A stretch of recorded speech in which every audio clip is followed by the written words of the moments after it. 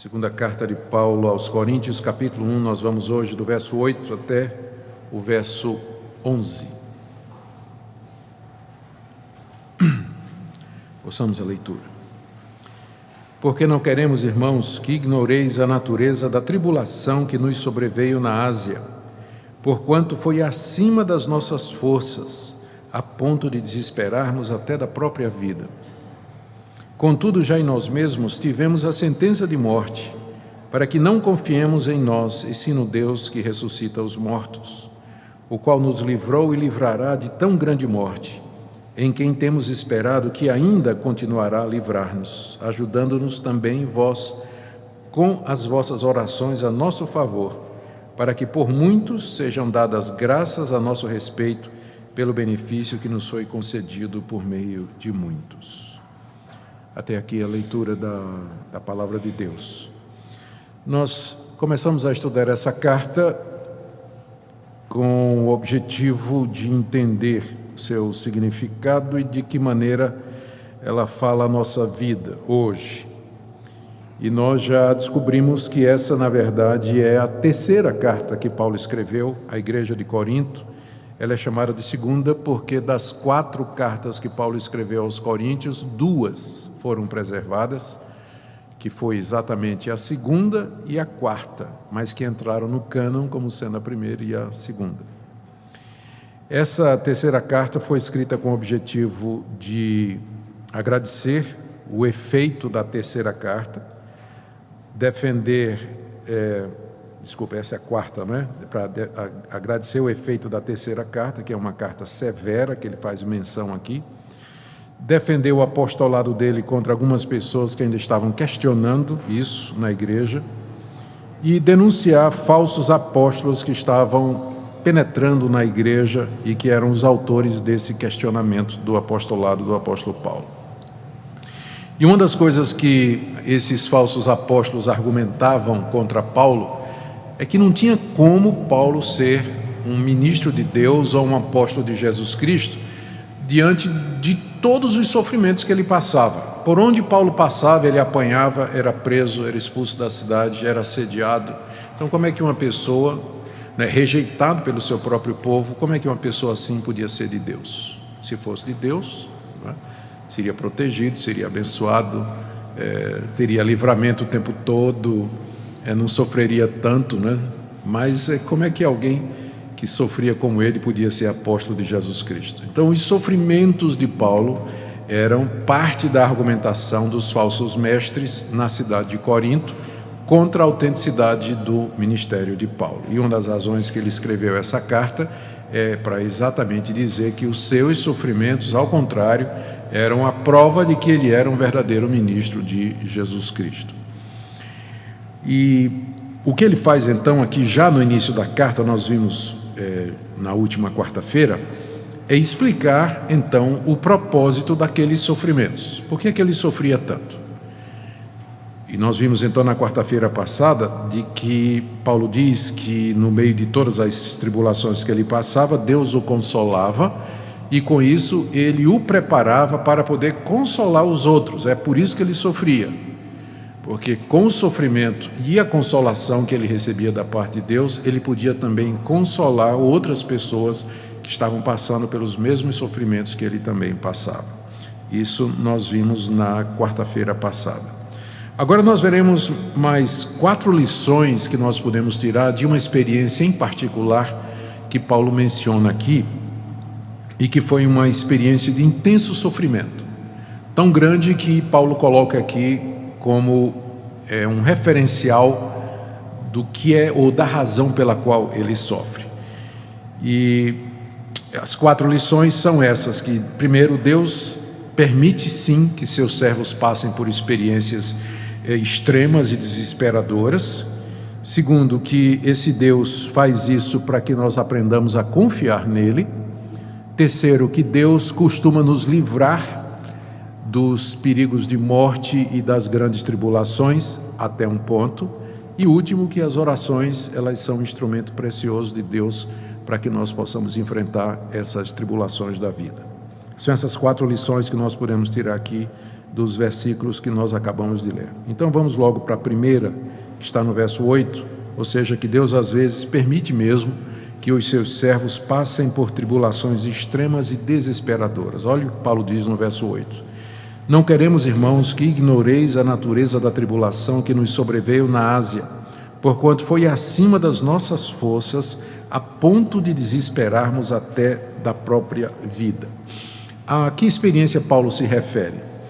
Há discussão entre os estudiosos com relação a isso, mas a maioria está inclinada a entender que Paulo se refere ao que aconteceu na cidade de Éfeso, que nós encontramos no livro de Atos, capítulo 19. Eu queria ver com vocês. Atos, capítulo 19, nós temos o relato de como Paulo foi pregar o evangelho em Éfeso e como Deus o abençoou ali. Muita gente se converteu e, inclusive, muita gente que praticava artes mágicas, muitos adoradores da deusa Diana. A deusa Diana tinha seu santuário nacional na cidade de Éfeso e tinha muita gente que ganhava dinheiro fazendo estátuas da deusa Diana, nichos. Eram os santeiros daquela época, da mesma forma como tem hoje gente que ganha dinheiro fazendo imagem de Vossa Senhora disso, Vossa Senhora daquilo outro. Então, naquela época, os santeiros ganhavam dinheiro fazendo imagens da deusa Diana. Paulo prega o evangelho em Éfeso, multidões se convertem, param de adorar a deusa Diana e o comércio de santo, crise, não é? Ninguém mais está comprando estátua da deusa Diana. E de quem é a culpa? De Paulo. Porque Paulo estava desencaminhando muita gente da idolatria para o verdadeiro evangelho. Então, o sindicato dos santeiros lá em Éfeso, liderados pelo chefe do sindicato chamado Demétrios, ele reúne o pessoal e diz: nós temos que fazer alguma coisa porque nossa profissão está correndo, está correndo risco, não é? E ele então apela para os motivos religiosos e diz que ele disse que Paulo estava atacando a deusa Diana e, enfim, promoveu um tumulto muito grande e procuraram Paulo para pegar Paulo. A multidão enfurecida queria pegar o apóstolo Paulo, não conseguiram pegar o apóstolo Paulo. Nós lemos aqui isso a partir do verso 23, de Atos 19, nós lemos a respeito do tumulto gerado por Demétrio. Diz no verso 29 que a cidade ficou em confusão e foram para o teatro, que era o lugar onde tinha essas assembleias para se discutir assuntos referentes à vida da cidade, é uma espécie de assembleia da prefeitura, e lá eles pegaram 2 companheiros de Paulo, Gaio e Aristarco, e quando Paulo soube que estavam atrás dele, que aquela confusão era por conta dele, Paulo queria ir lá no teatro e se apresentar. Aí os amigos disseram: mas você não vai fazer isso de jeito nenhum, porque se você aparecer lá, eles vão matar você na hora, você vai ser morto na hora. Então, a muito custo, eles conseguiram segurar Paulo, mas mesmo assim, eles pegaram Alexandre, verso 33, o escrivão da cidade, que ainda conseguiu amainar a situação e, finalmente, a confusão parou. Mas quase que Paulo morre nisso aí. Ele teve que sair da cidade depois disso. Capítulo 20, verso 1, cessado o tumulto, Paulo mandou chamar os discípulos e, tendo-os confortado, despediu-se e partiu para Macedônia, exatamente para Corinto, exatamente para a cidade de Corinto. Então, foi um momento difícil na vida do apóstolo Paulo. Esse tumulto foi provocado por Demétrio, que era o chefe dos santeiros. Provavelmente teve o apoio dos judeus, da liderança da sinagoga. Os judeus sempre estavam procurando um motivo para perseguir o apóstolo Paulo. Ele esteve muito próximo da morte. A situação foi extremamente difícil. Então, é provavelmente a essa situação que Paulo se refere aqui, quando ele esteve em Corinto e depois escreve a Corinto, lembrando que ele foi para Corinto depois de ter passado por isso.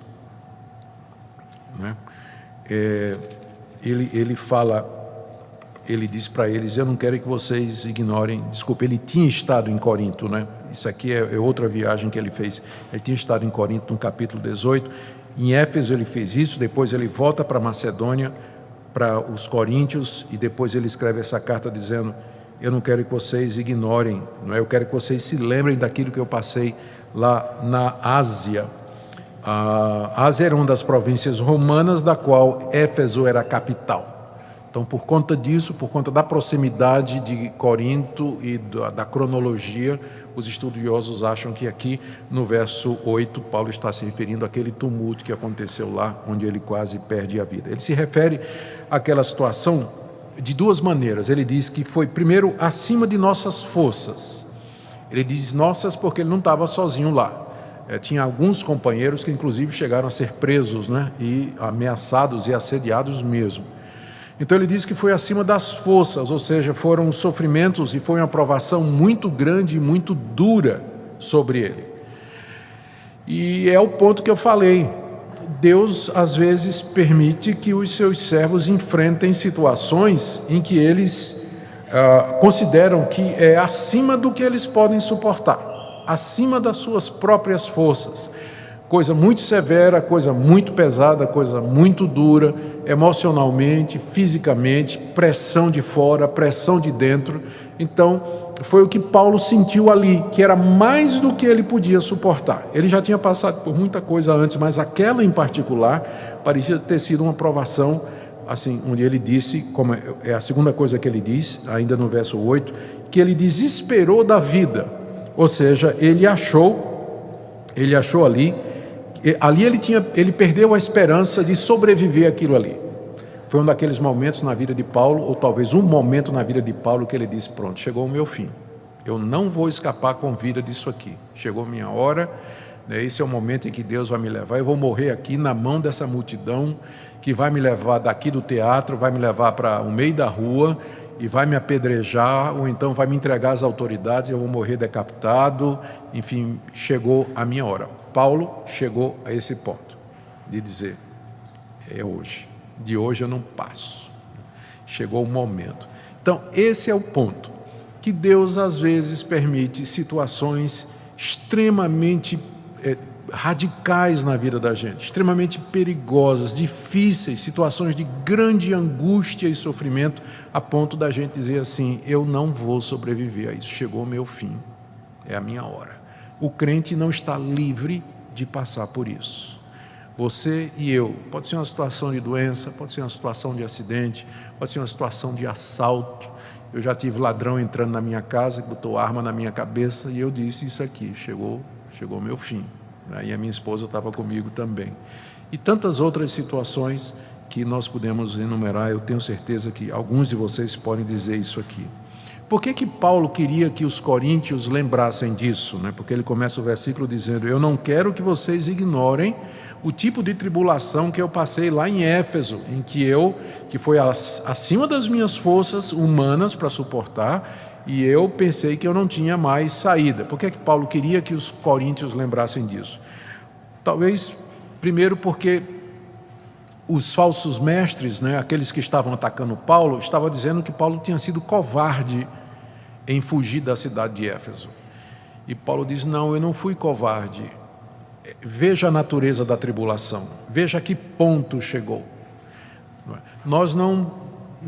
Ninguém deveria, se Paulo tivesse ficado em Éfeso, seria tentar a Deus, porque estava claro que ele seria morto se ele ficasse ali.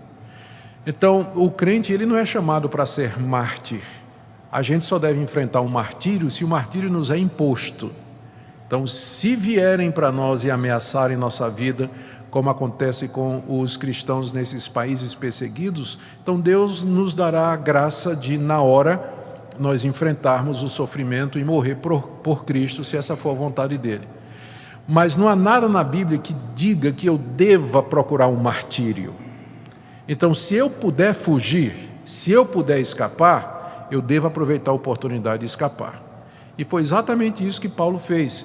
Então, os seus adversários talvez estivessem dizendo, ele foi covarde. Mas Paulo disse, espera aí, vamos ver o que é que eu passei ali. Eu estava em risco de perder minha vida. E há muito trabalho a ser feito. E então ele aproveitou a oportunidade e no dia seguinte, quando a coisa melhorou, ele chamou os discípulos, deu as últimas ordens e ele foi para Macedônia pregar o evangelho no outro lugar. Então, talvez por isso que ele começou essa passagem dizendo: eu não quero que vocês ignorem a natureza da tribulação que foi lá, para depois vocês não ficarem acreditando no que esses caras estão dizendo aí, de que eu fui um covarde e diante do primeiro contratempo eu fui embora. Não foi um contratempo, né? Eu cheguei a desesperar da vida, pensar que tinha chegado no meu limite e não estava na hora ainda de eu entregar minha vida na vida desses perseguidores. E também, ao mesmo tempo, Paulo queria que eles soubessem da gravidade dos sofrimentos que ele enfrentava por Jesus Cristo, porque mais tarde na carta, Paulo vai apresentar 3 listas de sofrimento que nós vimos na quarta-feira passada. Tem 3 listas, onde ele enumera tudo o que ele passou por Jesus Cristo. Então aqui ele está já preparando o caminho para dizer que o verdadeiro apóstolo de Cristo é alguém que está disposto a passar por tudo isso, ou é alguém que, em consequência do seu trabalho, levanta esse tipo de perseguição a ponto dele desesperar da própria vida.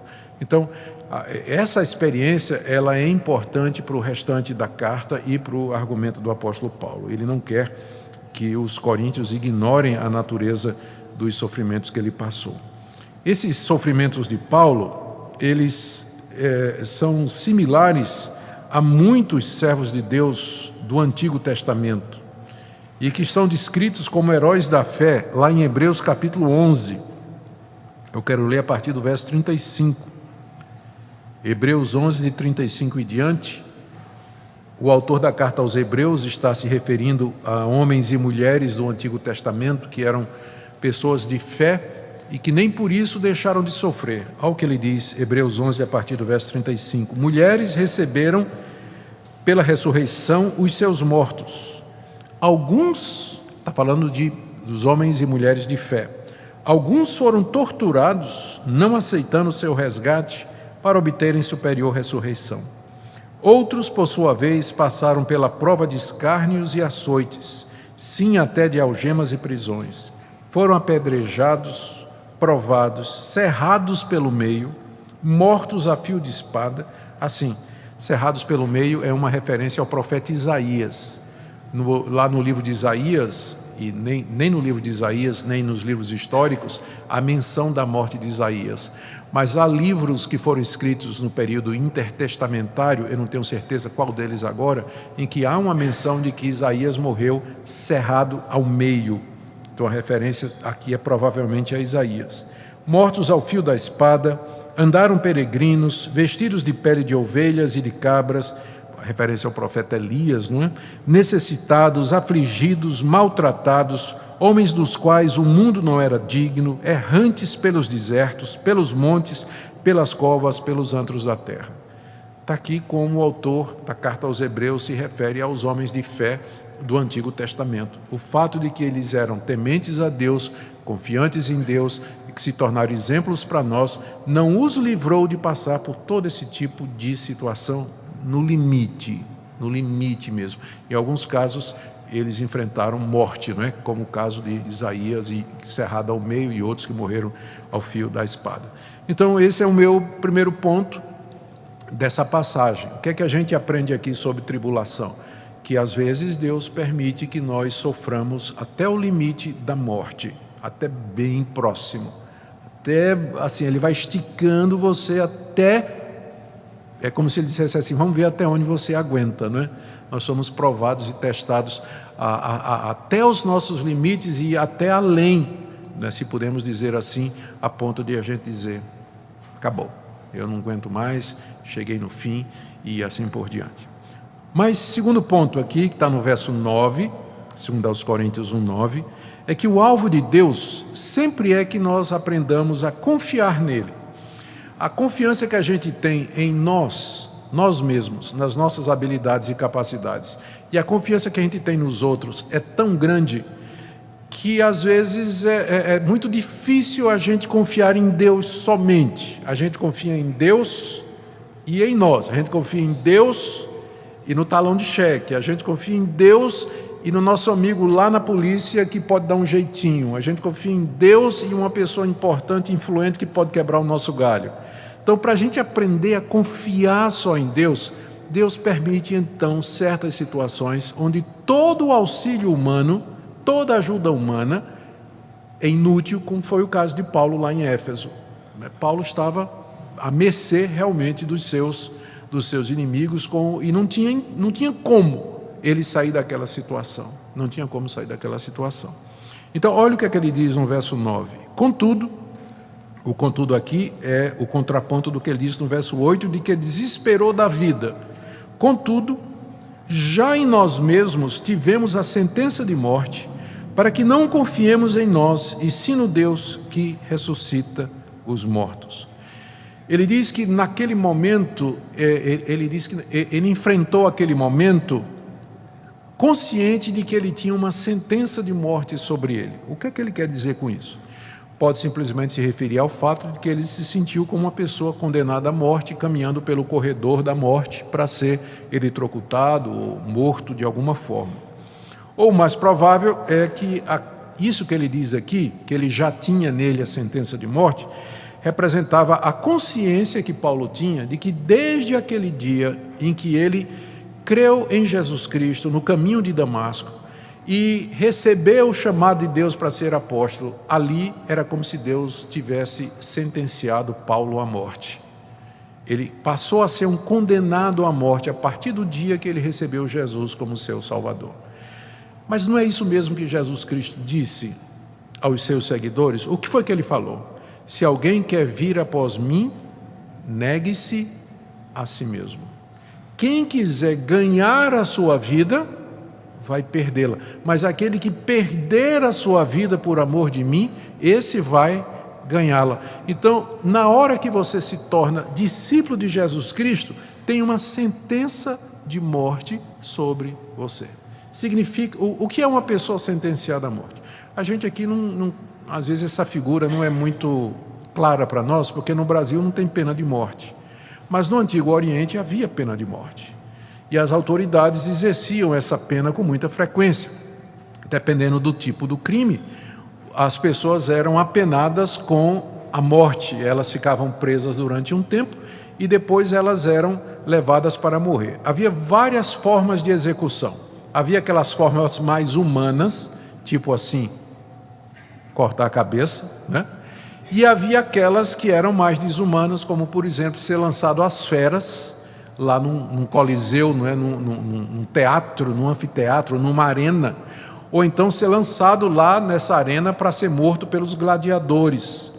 Ou então, como Nero fez, não é? Havia morte, aliás, como o Império Romano tinha a morte de cruz, que era uma das formas mais vergonhosas e dolorosas de matar pessoas que eram condenadas. Era assim que o Barrabás, que tinha sido condenado à morte, ele haveria de morrer. Ele haveria de morrer pendurado numa cruz fora de Jerusalém, que era um método cruel de execução, mas que era usado pelo Império Romano. O Império Romano executou milhares, centenas de pessoas, milhares provavelmente, usando esse método da cruz, não é? Crucificação. E então Paulo se sentia como alguém que tinha sido condenado à morte. Isso significava que ele esperava a morte a qualquer momento. A qualquer momento o carrasco poderia chegar na prisão e dizer, é hoje. Ele não sabia se viveria mais um dia. Então o condenado à morte, ele não podia fazer planos, ele não era dono da sua própria vida, ele não tinha esperanças e e era impotente para reverter a sua situação. Ele vivia à sombra da morte, portanto ele não era apegado a nada. Ele não era apegado a nada, não tinha nada a que se apegar. Propriedades, pessoas e tudo, né? Ele vivia naquela expectativa. Era assim que Paulo se sentia, era assim que ele se considerava desde o dia em que Cristo lhe apareceu no caminho de Damasco, o chamou para ser seu discípulo e lhe deu a missão de ser apóstolo. E, na verdade, isso também se aplica a cada um de nós. Nós somos como que condenados à morte. Ou seja, nós não temos convicção do amanhã, nós vivemos desapegados das coisas que nos cercam, nós sabemos que essa situação é irreversível e a nossa única esperança, portanto, é Deus. É isso que Paulo está dizendo aqui. Eu tinha a sentença de morte para que confiasse, veja o verso 9, para que não confiássemos em nós, mas sim no Deus que ressuscita os mortos. O que Paulo quer dizer é o seguinte: todo esse sofrimento e toda essa provação que Deus permite que nós passemos aqui nesse mundo é exatamente para nos desapegar desse mundo, para que nós nos vejamos como condenados à morte aqui e que a nossa vida, na verdade, é no mundo vindouro. Por isso que ele menciona aqui o Deus que ressuscita os mortos. O que é que isso significa? Deus pode me livrar aqui dos sofrimentos, mas se Ele não me livrar, Ele vai me ressuscitar. Minha esperança sempre será a ressurreição dos mortos, o novo céu e a nova terra, onde habita a justiça. Então, para que a gente desapegue de carro, de casa, de confortos, de segurança, de pessoas, de qualquer coisa aqui nesse mundo, Deus manda a provação, e às vezes provação extrema, porque infelizmente é só assim que a gente desapega das coisas desse mundo e chega perto de Deus. Embora isso só funcione mesmo no crente, porque quanto mais sofrimento vem para o descrente, mais ele maldiz a Deus, mais ele se revolta com Deus, mais ele vai se lançar na bebida ou nas drogas ou qualquer outra coisa em rebelião contra Deus. Esse tipo de procedimento didático, ele só funciona nos filhos de Deus. O filho de Deus, quando ele sente o sofrimento, a provação, ele pode até passar por um período assim de questionar a Deus, como Jó fez, por que isso está acontecendo comigo, mas no final, isso tudo vai contribuir para o crescimento dele. Essa é a segunda lição que a gente tira aqui. A primeira foi, Deus permite sofrimento extremo. Segundo, o alvo dele é que nós aprendamos a confiar nele e não em nós mesmos. Terceiro ponto, Deus livra seus servos dessas provações, eventualmente. Verso 10. Veja, no final do verso 9, Paulo disse, nós confiamos no Deus que ressuscita os mortos, o qual, esse Deus que ressuscita os mortos, nos livrou. Ele está se referindo ao fato do livramento que aconteceu lá em Éfeso, nos livrou e livrará de tão grande morte, e em quem temos esperado que ainda continuará a livrar-nos. Voltando lá ao episódio de Atos 19, nós vemos que Deus livrou o apóstolo Paulo. Como é que Deus livrou o apóstolo Paulo? Paulo estava indo para o anfiteatro para se apresentar e lá ele seria morto. Os amigos chegaram e seguraram o Paulo, dizendo, você não vai não. Se você for, você morre. Seguraram o apóstolo Paulo, você pode ler isso em Atos 19, de 29 a 31. Eles disseram, você não vai lá se apresentar. Impediram que Paulo se apresentasse, o que seria a morte certa. Deus usou os amigos, naquela hora, para livrar Paulo do que era a morte certa.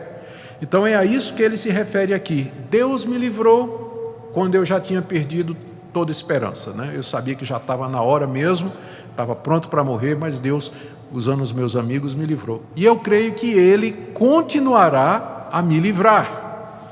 E de fato, Paulo, depois dessa experiência, ele passou por muitas outras experiências de perseguição, de sofrimento, e Deus livrou de todas. Mas Paulo ainda viveria alguns anos pregando o Evangelho, mas quando chegou o tempo dele, Deus não o livrou da espada de Nero. Ele foi preso, foi condenado pelos romanos, foi levado para a Via Ápia, em Roma, no ano 66, e foi decapitado pelos soldados romanos, num local que é marcado até hoje, lá em Roma, o local da decapitação do apóstolo Paulo. Como também os profetas. Os profetas, Deus os livrou durante um tempo, mas quando chegou a hora do profeta Isaías, chegou a hora do profeta Isaías. Como também João Batista, que era servo de Deus, quando chegou a hora, ele foi preso e foi decapitado na prisão. E os mártires dos primeiro e do segundo século, os mártires hoje, Deus livra durante um tempo, mas chega uma hora que Deus diz, agora você vem para cá, você vem para mim. E aí nós glorificamos a Deus com a nossa morte. Deus vai nos livrar só até um tempo, e vai ter um momento em que finalmente Ele vai nos entregar para a morte, que é o final e que nos aguarda a todos. Então essa é a lição que nós temos aqui. O que é que Paulo quer dizer com isso aqui? Ele quer dizer que ele confiava nos livramentos de Deus, mas ele confia no Deus que ressuscita os mortos. O último livramento vai ser a ressurreição dos mortos.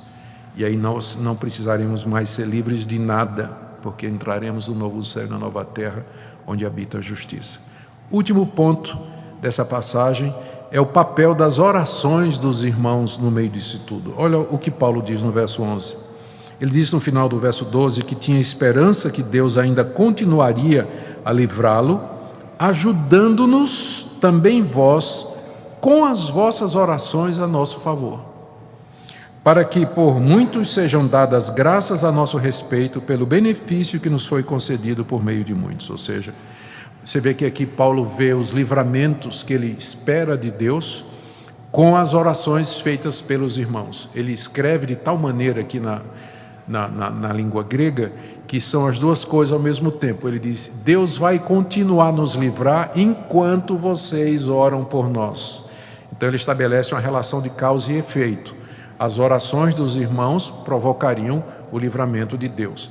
E aí ele acrescenta aqui dizendo que Deus então vai ouvir essas muitas orações e Deus vai gostar disso, porque os coríntios, era mais ou menos assim, os coríntios vão orar por Paulo, Paulo vai ser livre, os coríntios vão agradecer a Deus e Deus vai receber a glória. Então no final é como se Paulo dissesse, no final tudo é para a glória de Deus, Ele vai receber a gratidão de vocês, porque quando vocês oram por mim, Ele me livra. E aí vocês então vão agradecer. Veja a importância das orações aqui. Termino então aqui com algumas aplicações que já foram antecipadas, né? Primeiro, nós estamos sujeitos a intensos sofrimentos nessa vida, não somente por causa de Cristo, como também por sermos membros da humanidade caída. Por que esse ponto é importante da gente bater? Porque há uma forma de evangelho, que não é evangelho, mas outro evangelho, que é muito popular nos nossos dias, que engana os cristãos, dizendo que o caminho deles aqui nesse mundo, de discípulo de Cristo, é um caminho, se eles forem fiéis, contribuintes e perseverantes em cumprir determinados votos e tudo mais, tudo de bom vai acontecer com eles. Irmãos, isso não é verdade. Deus pode livrar, mas Ele não livra sempre.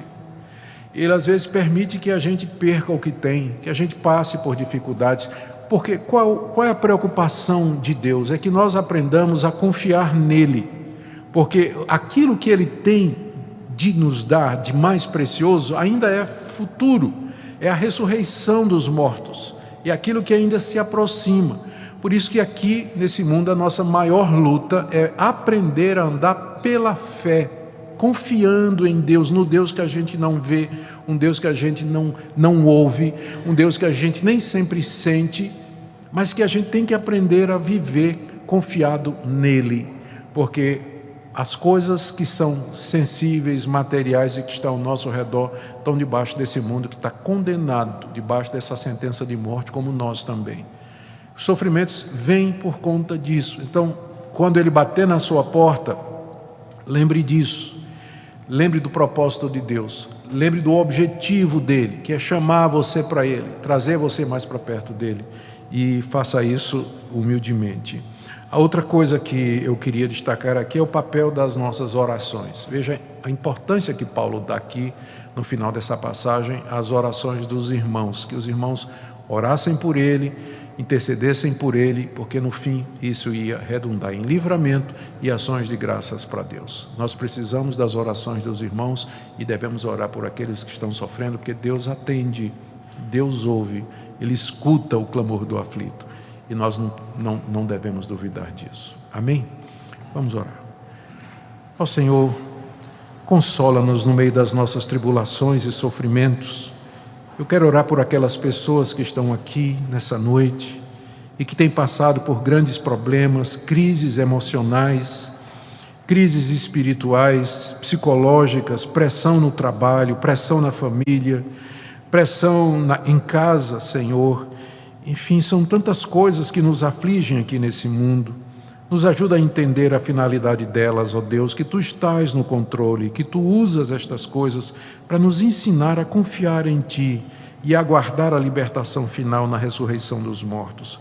Consola o Teu povo nessa noite, é o que pedimos em nome de Jesus. Amém.